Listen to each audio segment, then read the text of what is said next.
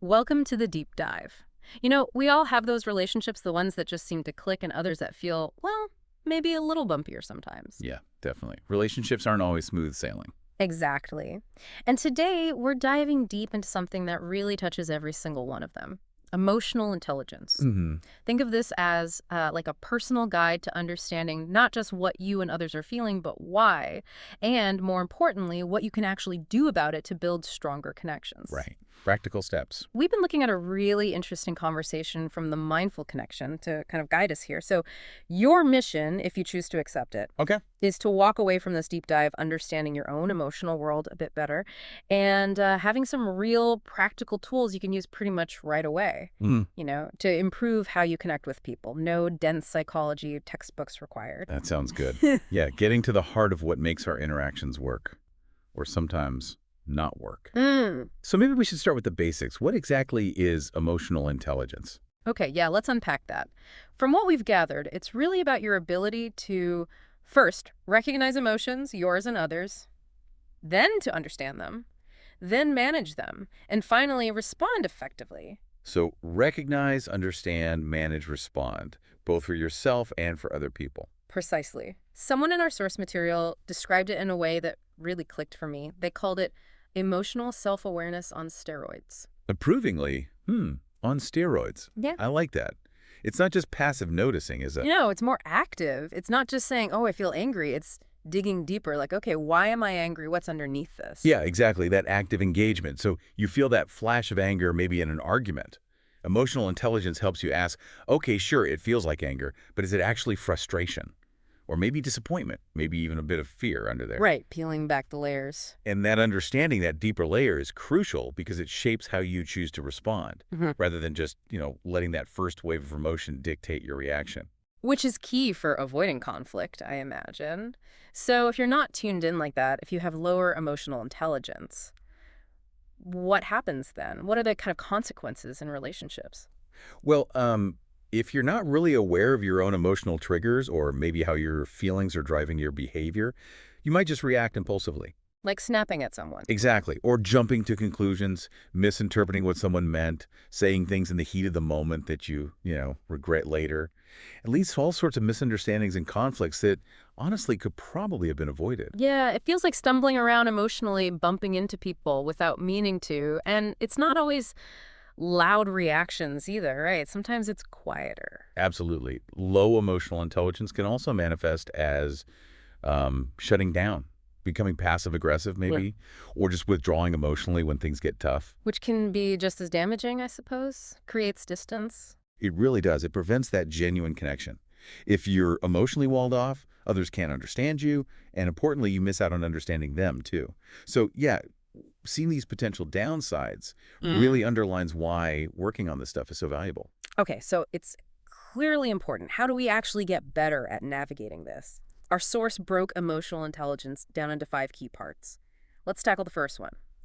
Self-awareness. What's the core idea there? Self-awareness, at its heart, is really having a clear picture of your own emotions, but also your strengths, your weaknesses, your values, and how all that impacts other people. So it's not just what you feel, but who you are emotionally.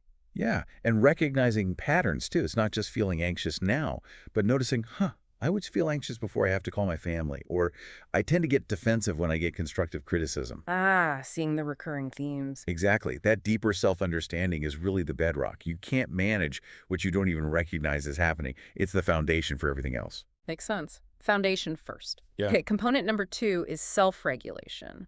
What's the key thing to grasp about managing our emotions? Self-regulation is basically the ability to control your emotional responses, to manage your impulses in a healthy way.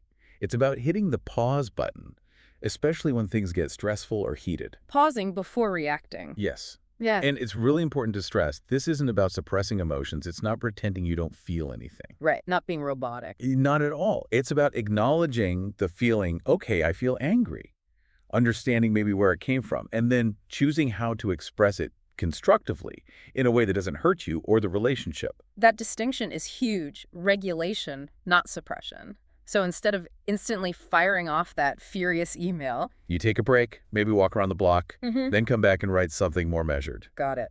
Okay, third component, motivation. How does our inner drive fit into emotional intelligence, especially in relationships? Well, the motivation we're talking about here is more intrinsic. It's that internal push to achieve goals, to keep going when things get tough, and maintain a generally positive outlook, even when relationships hit a rough patch. So resilience. Resilience is a big part of it, yes. Yeah. It's about learning from conflicts or mistakes, rather than just getting discouraged. It's being motivated to actually work on your connections, to improve them continuously. This inner drive fuels that commitment. Ah, okay. So EI isn't just about handling the negative stuff. It's also about having that optimism and drive to nurture the positive and ride out the storms. Precisely. It fuels the effort needed for strong relationships. That makes a lot of sense. Okay, number 4 is empathy. Our source really highlighted this one as like a game changer for understanding others. Why is it so powerful? Empathy is the ability to genuinely understand and even share the feelings of another person. Mm. It's about trying to step into their shoes, see the situation from their perspective, Even if you don't agree with them. especially if you don't agree with them. That's where it's often most needed. It transforms relationships because it allows you to connect on a much deeper emotional level. How so? Well, when you can truly grasp what someone else is feeling, you can respond with more compassion, more support. That builds incredible trust. Like our source said, empathy isn't saying I agree, it's saying I can understand why you might feel that way. Great. Just acknowledging their emotional reality, even saying, wow, I can see you're really hurt by that, can completely change the tone of a conversation, can't it? Instantly. It's incredibly validating. Okay, and the fifth component, social skills. What does this cover? Social skills are basically where the rubber meets the road. It's applying all that internal awareness and regulation and empathy out in the world in your interactions. So, like communication. Communication is a huge part, yes. Yes. But also active listening, resolving conflicts, building rapport, working well with others, even persuasion in a healthy way. It's Yeah. knowing how to navigate social landscapes effectively. Gotcha. It's the toolkit you use to actually build and maintain those relationships using the other EI skills. Exactly. It's putting it all into practice. Okay, so we've got the 5 pillars: self-awareness, self-regulation, motivation, empathy, and social skills. Now, the million-dollar question: how do we actually, develop these? What are some practical things we can do? Our source had some good ones. Let's start with just slowing down. Why is that step 1? Slowing down creates that essential pause between stimulus and response, Yeah. between the trigger and your reaction. We often just operate on autopilot, right? Totally. Knee-jerk reactions. Yeah. And by intentionally taking a moment, just a breath, really before you speak or act, you give yourself space. Space to notice what you're feeling, space to consider the other person, space to choose a response consciously instead of just blurting something out. Creating a little buffer zone. I like Mhm. that. Instead of immediately getting defensive, you pause, assess. Okay. Another strategy mentioned was journaling. How can writing about feelings help? Seems a bit simple. It seems simple, but it's incredibly effective for self-reflection. When you regularly write down what you felt, what triggered it, how you reacted, you start to see patterns. Like we talked about with self-awareness. Exactly. You might notice, wow, I get really anxious every Sunday night, or I always shut down when this topic comes up. Our source mentioned noticing anxiety before calling family, for instance. Ah, okay. So it makes the patterns concrete. Yes. And that awareness lets you anticipate things better, maybe develop different ways to cope. It's like having a private, non-judgmental space to explore your inner world, become your own emotional detective. Your own emotional detective. I like that. Okay, then there's active listening. Sounds basic, but it's harder than it looks, right? What does active listening really involve? It's about being fully present with the speaker, paying attention not just to the words, but the nonverbals too, their tone, body language, the whole picture. Not just waiting for your turn to talk. Definitely not. It means putting your own agenda aside for a moment, resisting the urge to interrupt or plan your response while they're still speaking. It's showing you're engaged, nodding, maybe an uh-huh or I see, and asking clarifying questions to make sure you really get it. Focusing completely on them, and that naturally leads into developing empathy, I suppose. Our source stressed understanding, not necessarily agreeing. How do we practice that? It's a conscious effort to imagine their world, asking yourself, okay, what might they be experiencing right now? Why might they feel this way? Even if it seems illogical to you. Putting yourself in their shoes, basically. Yes, and then reflecting that understanding back, like the source suggested, saying something simple like, I can see you're really frustrated and I get why that situation would be upsetting. It validates their feelings, which is huge. That validation piece seems key. And speaking of communication, what about improving how we talk? What's a practical shift there? A really powerful one is switching from blaming language use statements to expressing your own feelings using I statements. Can you give an example? Sure, instead of you always ignore me, which is an accusation. Puts them on the defensive immediately. Right. Try something like, when I don't hear back after reaching out, I start to feel ignored or unimportant. See the difference. Mhm. It focuses on your experience linked to their action, not just blame. Yeah, it feels much less confrontational. Opens up dialogue rather than shutting it down. That's a really useful one. Okay, another strategy was taking ownership in conflict. Admitting when you messed up. Why is that so vital? Well, it's crucial for building trust and safety. Being able to say, you know what, I overreacted there, or I can see I was being defensive, shows emotional maturity. Humility, maybe? Humility, responsibility. It takes the wind out of the sails of an argument.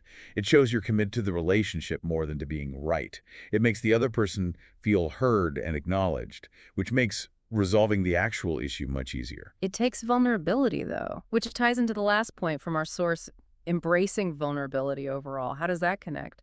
Well, when you create a space in a relationship, in a team, wherever, where it's genuinely okay to be imperfect, to admit mistakes, to express real feelings without fear of being shot down, that's where true connection happens. Letting the masks down a bit. Exactly.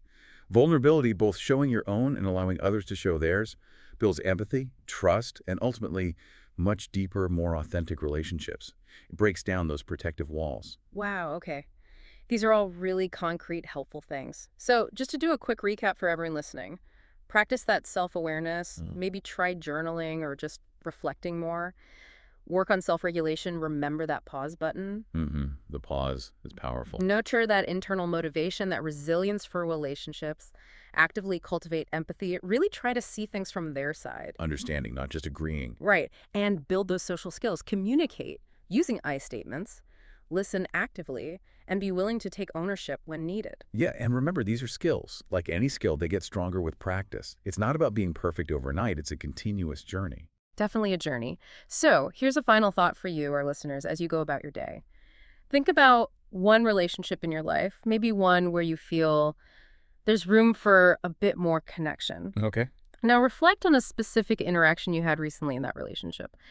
How might applying just one of these EI skills, maybe pausing, maybe trying empathy, maybe using an I statement, how might that have shifted things, even slightly? That's a good reflection point. And then think, what's one small, tiny step you could take in your next conversation with that person to consciously practice that skill? It really is in those small, intentional shifts that we start to see the biggest changes in our connections.